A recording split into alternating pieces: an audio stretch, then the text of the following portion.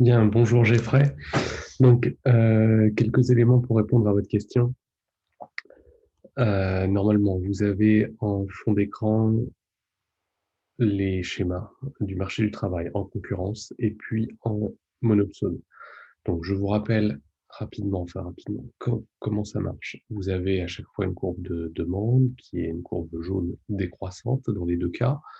Pourquoi est-ce qu'elle est décroissante? Parce que la productivité marginale du travail est décroissante. Donc la courbe de demande nous indique quel est le prix maximal qu'une entreprise est prête à payer en fonction du nombre de travailleurs qu'elle emploie. Plus elle emploie des travailleurs, moins le dernier travailleur est utile. C'est la loi de la productivité marginale décroissante. Donc plus le salaire qu'elle est prête à débourser est faible, d'où la forme de la courbe. Inversement, la courbe d'offre elle est croissante. La courbe d'offre nous indique le nombre nous indique pardon, le salaire que les travailleurs exigent en fonction du nombre de travailleurs employés. Elle est croissante parce que les premières personnes sont prêtes à travailler pour très peu d'argent.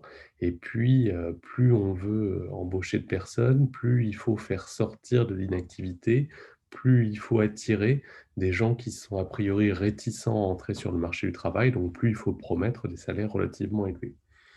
Qu'est-ce qui est intéressant pour nous ici, c'est de se souvenir que la courbe d'offre de travail peut être interprétée du point de vue de l'entreprise comme une courbe de dépenses moyennes en travail. C'est tout simple, hein. Si vous embauchez si, si vous voulez embaucher X travailleurs et qu'il faut leur donner un salaire Y, c'est l'information que vous donne la courbe d'offre de travail, alors bien nécessairement la dépense moyenne, qui est la dépense totale divisée par le nombre de travailleurs, elle est égale à Y, le salaire que vous avez dû verser. Donc jusque-là, c'est une évidence, mais pour nous, c'est utile de l'interpréter comme ça. Dans un marché en concurrence pure et parfaite, c'est celui que vous avez à gauche, euh, le salaire va naturellement se fixer à l'intersection entre l'offre et la demande. Si vous mettez un prix plancher, un salaire plancher W min qui est supérieur, donc un salaire minimum qui est supérieur à W étoile, vous allez avoir apparition d'un décalage entre l'offre et la demande, c'est-à-dire du chômage. En outre, vous aurez des destructions d'emplois, hein. La demande de travail, pardon, passe de Q étoile à ce que j'ai appelé DW min sur ce schéma. Donc, destruction d'emplois due au fait que désormais certains travailleurs seront jugés trop peu productifs par rapport au salaire qu'on est obligé de leur verser à cause de l'introduction du salaire minimum W min. Qu'est-ce qui se passe en monopsone? En monopsone, l'entreprise, elle est toute seule. Et ça introduit donc une divergence entre la dépense moyenne, qui encore une fois est la même chose que l'offre de travail, et la dépense marginale.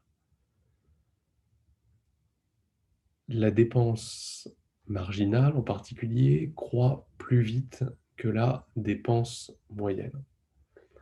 Pourquoi? Imaginez que vous embauchiez euh, 9 travailleurs à 1000 euros et que vous souhaitiez en embaucher un dixième. Le dixième, il est forcément plus exigeant que les autres. Il demande 1050 euros.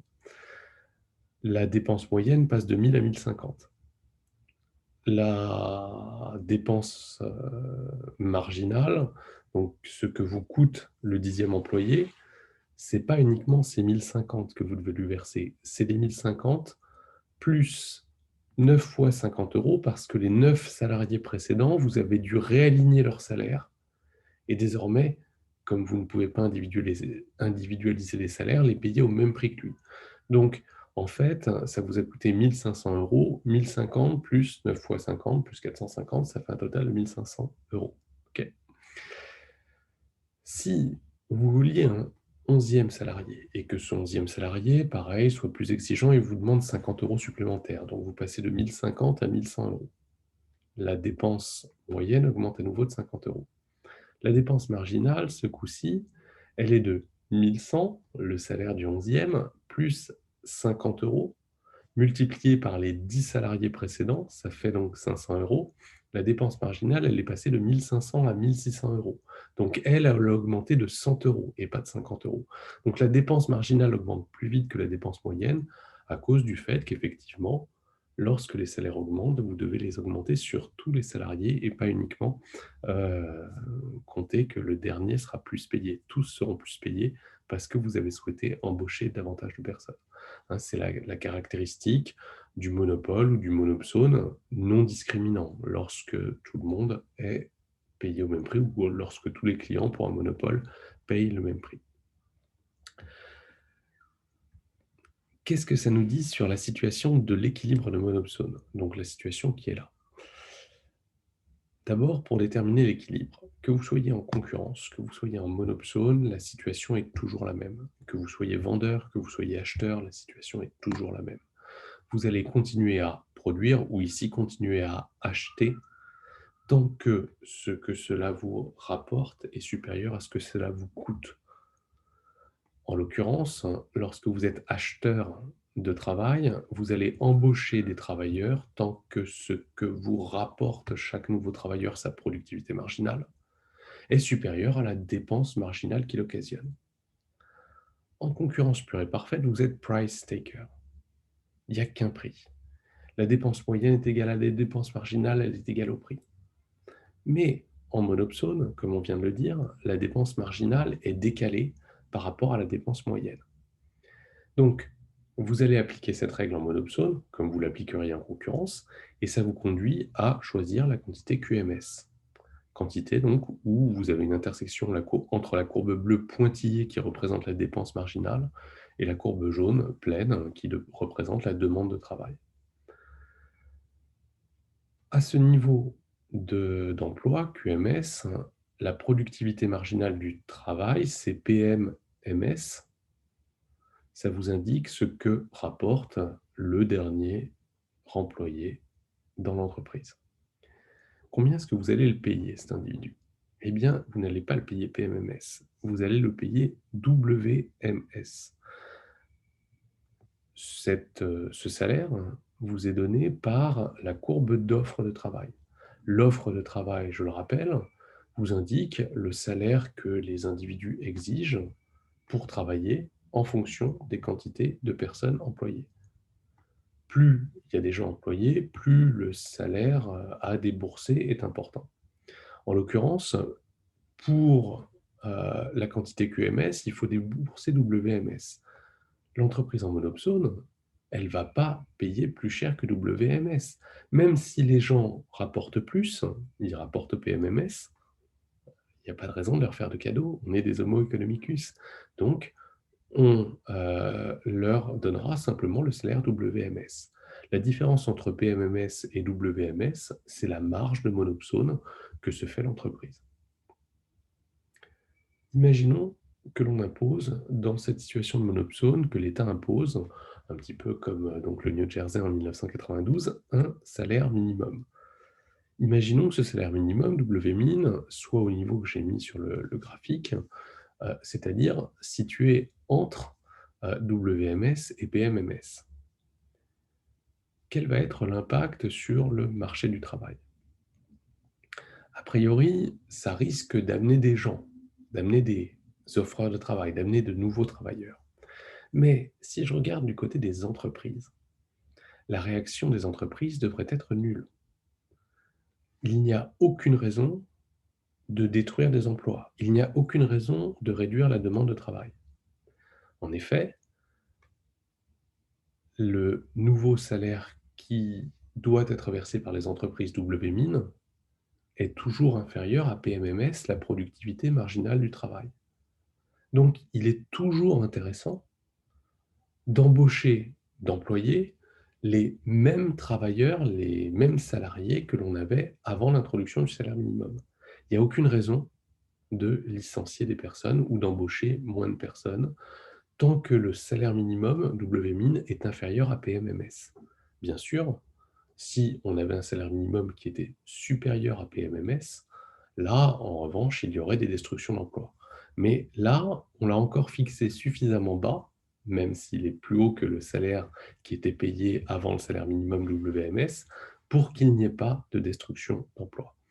Et donc, c'est manifestement le ressort principal qui permet d'expliquer qu'il n'y ait pas eu de destruction d'emplois dans les fast-foods lors de l'introduction du salaire minimum dans le New Jersey en 1992, si on suit le raisonnement de Card et Kruger. Encore une fois, il faut bien que WMIN soit compris dans la fourchette entre PMMS et WMS. Dans les pays où le salaire minimum est déjà relativement élevé, comme la France, on peut craindre que si on le remonte encore, là, vous ayez peut-être malheureusement quelques destructions d'emplois.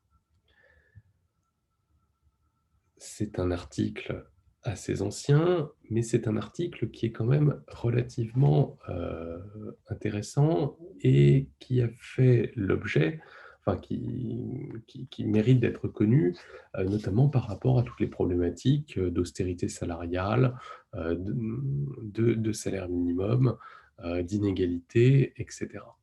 En particulier, il y a 2 articles récents qui ont remis ce genre de problématique au goût du jour.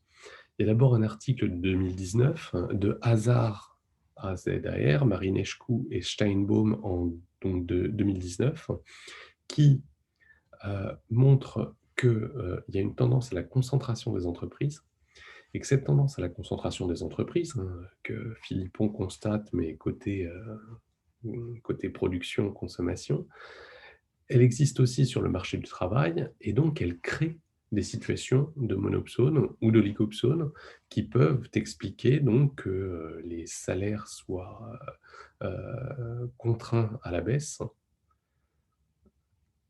et éventuellement que si on introduit un salaire minimum, il n'y ait pas d'effet négatif sur l'emploi. Dans le même ordre d'idées, il y a l'article de Kruger et Aschenfelter en 2018 qui suggère qu'aujourd'hui, il y a des entreprises qui, sur le marché du travail, se comportent comme des cartels, comme des ententes, et qui donc, en se coalisant, forment des monopsones, et que là encore, elles sont capables d'imposer un salaire relativement faible. Dans ce cas-là, si vous voulez, un salaire minimum est simplement un moyen de défendre les salariés contre une situation de marché inique et aberrante due à une entrave à la concurrence provoquée par les demandeurs sur le marché du travail. Donc, cet article de Card et Kruger, eh bien, il fait écho à des problématiques relativement récentes. Par rapport à votre question, est-ce qu'il faut faire le schéma ou pas? Non, vous n'êtes pas obligé. Vous pouvez, si vous restituez le raisonnement avec les références aux articles, références qui sont notamment dans le document de microéconomie, un document Dropbox de microéconomie. Il y a un petit extrait de Patrick Artus où les 2 références que j'ai données sont citées. Si vous l'expliquez bien avec les termes adéquats, ça peut passer. Maintenant, si le schéma est réussi, je pense que, encore une fois, dans un sujet sur le marché du travail, sur l'austérité salariale, sur le salaire minimum, sur la flexibilité, sur pourquoi pas l'inflation, si vous voulez parler de la contraction des coûts du travail, eh bien, ça peut éventuellement apporter un gros plus, à condition qu'il soit réussi dans votre copie. J'insiste par ailleurs sur le fait que lorsqu'on y réfléchit à tête reposée, lorsque l'on ne fait pas de l'apprentissage de ces schémas un exercice de mémoire visuelle, mais bien un exercice de raisonnement économique, c'est pas si difficile à retenir. Une courbe de demande qui décroît, une courbe d'offre qui croît, et toujours une règle immuable de l'homo economicus, je continue à produire, je continue à vendre, je continue à acheter tant que le gain est supérieur à la perte, tant que la recette marginale est supérieure au coût marginal, tant que la productivité marginale est supérieure à la dépense marginale, etc. etc. Donc, il n'y a pas tant de choses que cela à retenir. Si vous apprenez bien le monopole, c'est le monopole à l'envers, le monopsone. Heu, voilà, donc j'espère que ça répond un petit peu à votre question et quoi qu'il en soit, je vous souhaite de bonnes révisions.